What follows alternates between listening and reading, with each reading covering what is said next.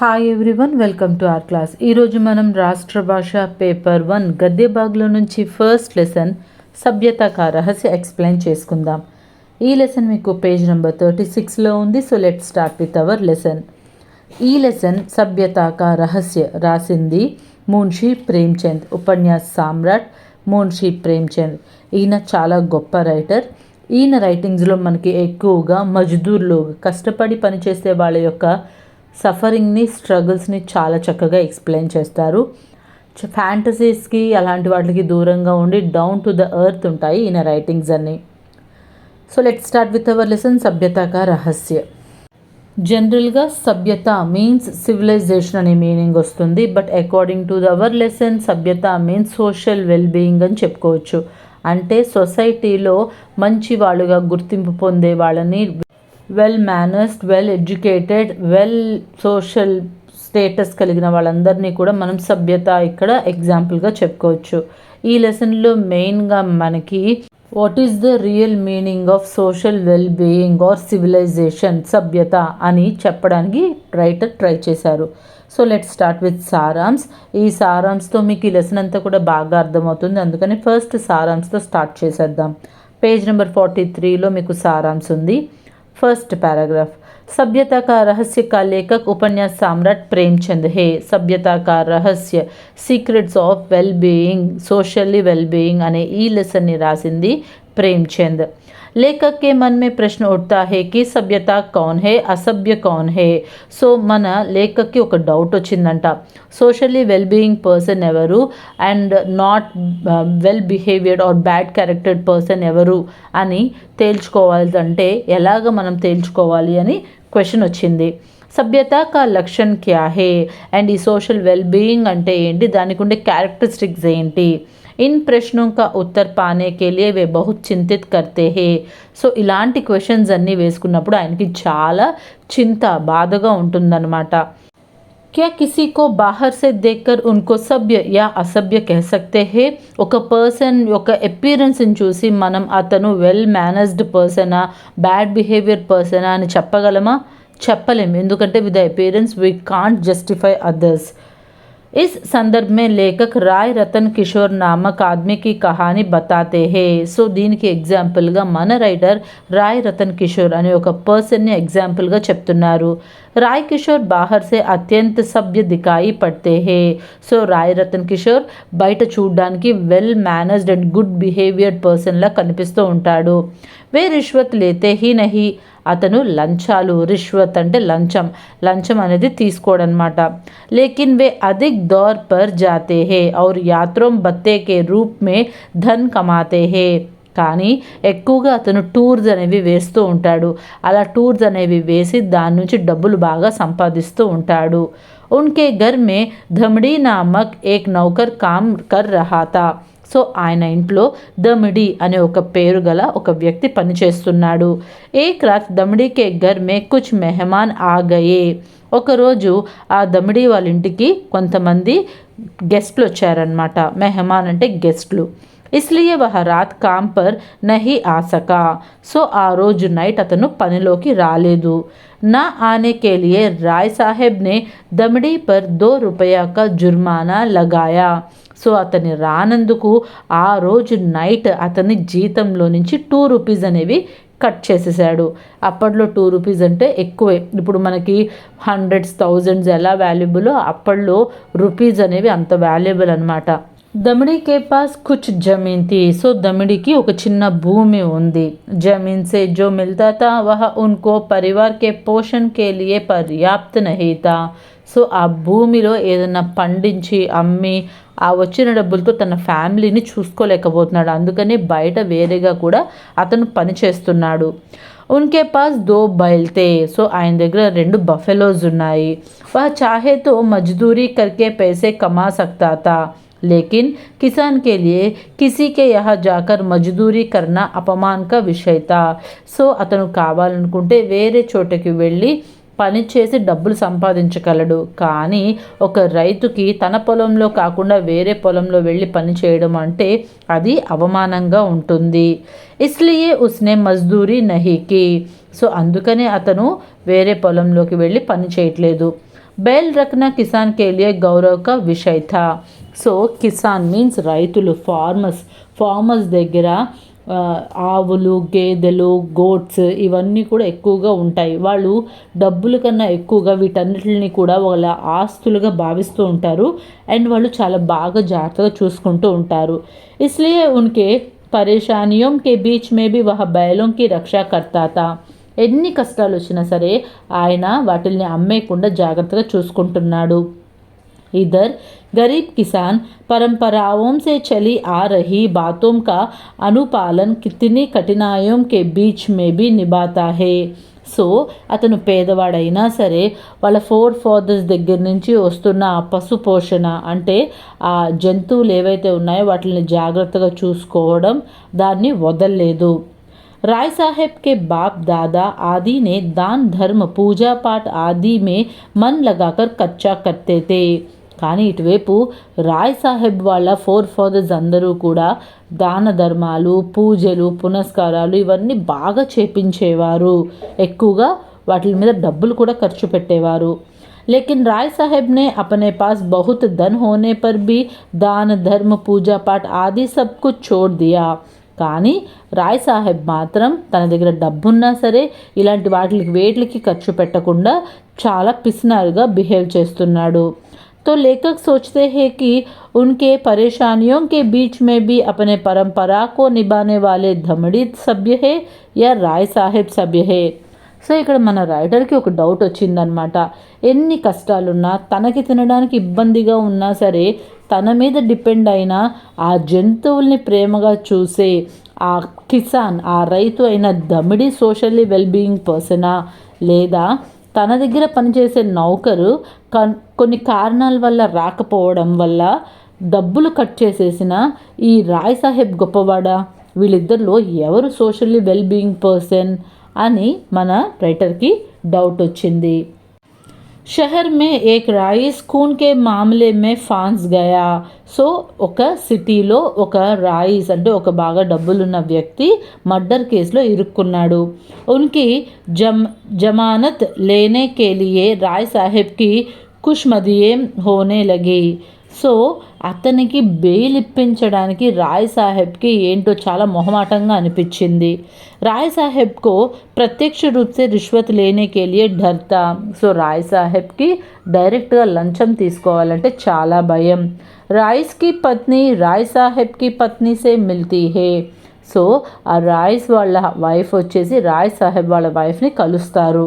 ఔర్ మిన్నతేం కర్తీ హే, చాలా బతిమాలి ఆవిడికి లంచంగా కొంత అమౌంట్ అనేది ఇస్తుంది. ఉన్కి పత్ని రాయిస్కి పత్ని సే రూపాయే లేతీ హే ఔర్ రాయ్ సాహెబ్ కే పాస్ ఆకర్ బతాతీ హే. సో నేను ఇలాగా డబ్బులు తీసుకున్నాను ఆవిడ దగ్గర నుంచి అని చెప్పేసి వచ్చి రాయ్ సాహెబ్కి తన వైఫ్ చెప్తారనమాట. राय साहब ने उसे बहुत डांटते हैं लेकिन रुपये वापस देने के लिए नहीं कहते. సో అసలు డబ్బులు ఎందుకు తీసుకున్నావు అని బాగా తిట్టాడు, కానీ ఆ డబ్బులు వెనక్కి ఇచ్చేయని మాత్రం రాయ్ సాహెబ్ అనలేదు. इस बीच में एक दिन धमड़ी अपने बैल के लिए रातों रात किसी के खेत में जाकर चारा काट कर ले आता है. సో బిసైడ్స్ ఇటు సైడ్ ఏం చేస్తాడు, దమిడి తన దగ్గర ఉన్న బఫెలోస్కి గడ్డి కోసమని వేరే పొలంలోకి వెళ్ళి కొంచెం గడ్డి కోసుకొని వస్తాడు. చారా లేకర్ ఆతే సమయ వహ సిపాహీ ద్వారా పకడ్ జాతా హే. సో అలా తీసుకొని వచ్చే టైంలో అక్కడున్న ఒక పోలీస్ కానిస్టేబుల్ అతన్ని పట్టేసుకుంటాడు. మామ్లా రాయ్ సాహెబ్కే సుముఖ్ ఆతే హే. సో ఈ విషయాన్ని రాయ్ సాహెబ్ దగ్గరికి తీసుకొచ్చి చెప్తారు. రాయ్ సాహెబ్ని కఠోరతా సే కహా. సో రాయ్ సాహెబ్కి చాలా కోపం వస్తుంది. అతను ఏమన్నాడంటే, యహతో మేరే బదనామీకి బాత్ హే. సో నీ వల్ల నా పరువు పోయింది. తేరే క్యా బిగడా, అసలు నీకేం పోయింది, నీకు అసలు పరువా ప్రతిష్ట, నువ్వెందుకు వాళ్ళ దగ్గరికి వెళ్ళి దొంగతనం చేసావు. సాలా 6 మహీనేకి సజా హో జాయేగి. నీకు ఇప్పుడు 6 నెలలు జైలు శిక్ష పడుతుంది. और राय साहब ने दमड़ी को 6 महीने की सख्त कैद का हुक्म सुना दिया. సో రాయ్ సాహెబ్ ఏం చేశాడు, 6 నెలలు అతన్ని జైల్లో పెట్టమని చెప్పేసి ఆర్డర్ పాస్ చేశాడు. అంటే దీన్ని బట్టి రాయ్ సాహెబ్ ఒక జడ్జి అని మనకు తెలుస్తుంది. ఉసీ దిన్ రాయిస్ కి ముకద్దమే మే కూన్ కే లియే జమానత్ మిల్ జాతీ హే. సో బిసైడ్స్ ఇటు రాయిస్ దగ్గర నుంచి లంచం తీసుకున్నాడు కాబట్టి అతను మర్డర్ చేసినా సరే అతనికి బెయిల్ ఇప్పించి బయటికి పంపించేస్తాడు. अंत में लेखक कहते हैं आप बुरे से बुरे काम करें लेकिन उन पर पर्दा डाल सकते तो आप सभ्य है. నువ్వు ఎంత చెడ్డ పనులన్నా చేసి సోషల్లీ వెల్ బీయింగ్ అనే ఒక ముసుగు కప్పుకుంటే నువ్వు చాలా మంచివాడివి. అగర్ నహీ డాల్ సకే తో ఆప్ అసభ్య ఔర్ బద్మాష్ హే. సో నటించడం రాకపోయినా లేకపోతే దికావా చూపించడం రాకపోయినా మీరు అసభ్య పర్సన్ అంటే వెరీ బ్యాడ్ క్యారెక్టర్డ్ పర్సన్గా మిగిలిపోతారు. ఇప్పుడు ప్రజెంట్ సొసైటీలో నీతిగా నిజాయితీగా కష్టపడి పనిచేసే వాడికన్నా అడ్డదారిలో కొంతమంది సక్సెస్ అవుతూ ఉంటారు. కానీ ఎప్పటికన్నా గుర్తుపెట్టుకోండి, అలా సక్సెస్ అయిన వాళ్ళు ఎప్పుడూ కూడా ప్రశాంతంగా ఉండరు. ఏదో తెలియని భయం, బాధ, టెన్షన్లు వీటన్నిటితో అల్లాడిపోతూ ఉంటారు. అలా కాకుండా కష్టపడి స్ట్రైట్ ఫార్వర్డ్లో పనిచేసే వాళ్ళందరూ కూడా ఎప్పుడూ చాలా హ్యాపీగా ఉంటారు. So this is your lesson Sabhyata ka Rahasya. So page number 41లో చూడండి, మీకు కొన్ని మీనింగ్స్ ఉన్నాయి. వృత్తాంత్ కహానీ, స్టోరీ. ముకద్మా మామ్లా, దావా, కేస్. కड़ी సజా, కఠోర్ Dand, severe punishment. హుకుం ఆజ్ఞ, ఆర్డర్. शर्मिंदा, लज्जा, शेम. रियायत छूट, विशेष सुविधा, डिस्काउंट. पेज नंबर 42 वाक्य में प्रयोग कीजिए. फर्स्ट वन चूडंडी, मुकदमा. मुकदमा मीन्स लॉ एक्शन. अदालत में मुकदमा चल रहा है. सो अदालत मीन्स कोर्ट. కోర్టులో అక్కడ యాక్షన్, లా యాక్షన్ అనేది, లీగల్ యాక్షన్ అనేది జరుగుతుంది. कड़ी सज़ा मीन्स सिवियर पनिष्मेंट. చోరీ करने वालों को कड़ी सज़ा देनी चाहिए. సో ఎవరైతే దొంగతనం చేస్తారో వాళ్ళకి సివియర్ పనిష్మెంట్ అనేది విధించాలి. దికాయి దేనా, అపియర్. దునియా మే సబ్ లోగ్ సభ్య దికాయి దేతే హే. సో అపియరెన్స్కి ప్రతి ఒక్కరు కూడా వెల్ మేనేజ్డ్ అండ్ గుడ్ బిహేవియర్లా కనిపిస్తూ ఉంటారు. చౌంకునా, స్టార్టల్డ్. पुलिस सिपाही को देखकर दमड़ी चौंक गया. సో నిర్ఘాంతపోవడం, భయపడిపోయి అలాగ నుంచుండిపోవడాన్ని స్టార్టల్డ్ అంటారు. సో పోలీసుని చూసిన దమడి అలాగా నుంచుండిపోయాడు. యాచన్ కర్నా, టు ప్లీడ్. హమ్ భగవాన్ సే ధన్ కే లియే యాచన్ కర్తే హే. అడగడం అన్నమాట. సో మనం ఎప్పుడు ఒక కోరిక కోరుకోవడం, భగవంతుడిని ఏదో ఒకటి కోరుకుంటూ ఉంటాం. ఆ తర్వాత మీకు ఒక గద్యాంశ ఇచ్చారు. ఆ గద్యాంశ చదివి ఆ కింద ఇచ్చిన క్వశ్చన్స్కి ఆన్సర్స్ రాయాలి. राय साहब ने दमड़ी को फांसे हुए देखे तो हमदर्दी के बदले कठोरता से काम लिया. बोले यह मेरी बदनामी की बात है, तेरे क्या बिगड़ा. साल 6 महीने की सज़ा हो जाएगी. शर्मिंदा तो मुझे होना पड़ रहा है. लोग तो यही कहते होंगे कि राय साहब के आदमी ऐसे बदमाश और चोर है. तू मेरा नौकर ना होते तो मैं हल्की सज़ा देता, लेकिन तू मेरा नौकर है इसलिए कड़ी सज़ा दूंगा. मैं यहाँ नहीं सुन सकता कि राय साहब ने अपने नौकर के साथ रियायत की. यह कहकर राय साहब ने दमड़ी को 6 महीने की सख्त कैद का हुक्म सुना दिया. उसी दिन उन्होंने उस खून के मुकदमे में जमानत ले लिया.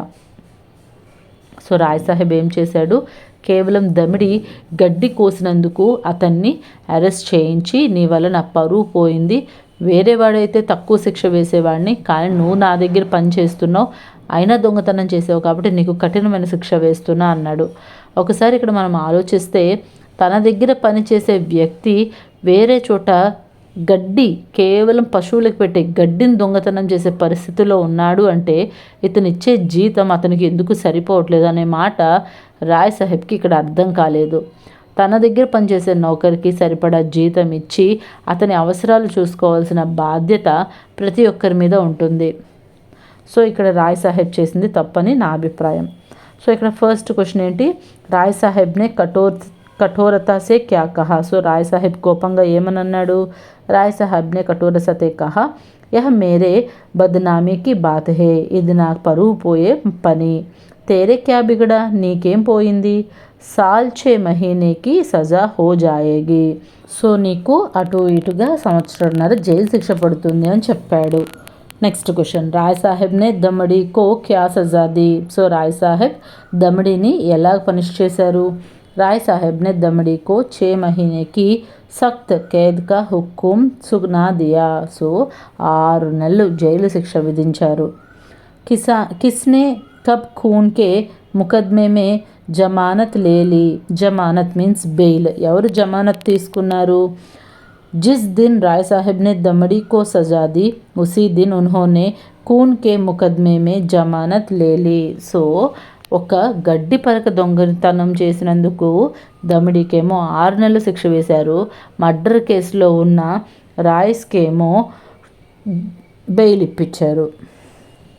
సో ఇక్కడ మీకు 2 షార్ట్ క్వశ్చన్స్ ఉన్నాయి. ఆ 2 షార్ట్ క్వశ్చన్స్ కూడా నేర్చుకోండి. లేఖక్ కే మన్ మే కౌన్ సా ప్రశ్న ఉఠా రహా హే. సో మన రైటర్కి ఎప్పుడు వచ్చే ఒక క్వశ్చన్ ఏంటి. లేఖక్ కే మన్ మే యహ ప్రశ్న హమేషా ఉఠా రహా థా కి సభ్య కౌన్ హే ఔర్ అసభ్య కౌన్ హే. సభ్యతా కా లక్షణ్ క్యా హే. సోషల్లీ వెల్ బీయింగ్ పర్సన్ అంటే ఎవరు, లేదా బ్యాడ్ బిహేవియర్ పర్సన్ అంటే ఎవడు, వాళ్ళని మనం ఎలా ఐడెంటిఫై చేయాలనే క్వశ్చన్ ఎప్పుడు కూడా మన రైటర్కి వస్తూనే ఉంటుంది. राय साहब ने अपनी नेक नियति कैसे साबित की. राय साहब रिश्वत कुला नहीं लेते थे, लेकिन वे अपने बत्था बटाने के लिए बहुत दौर पर रहते हैं.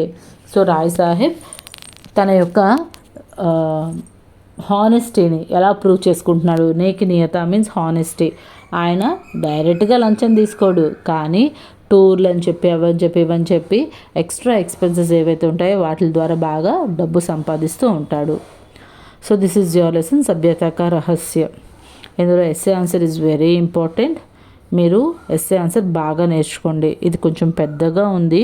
రోజు 2 పారాగ్రాఫ్స్ నేర్చుకున్నారంటే మీకు వచ్చేస్తుంది. I hope you understand this lesson. Thanks for watching.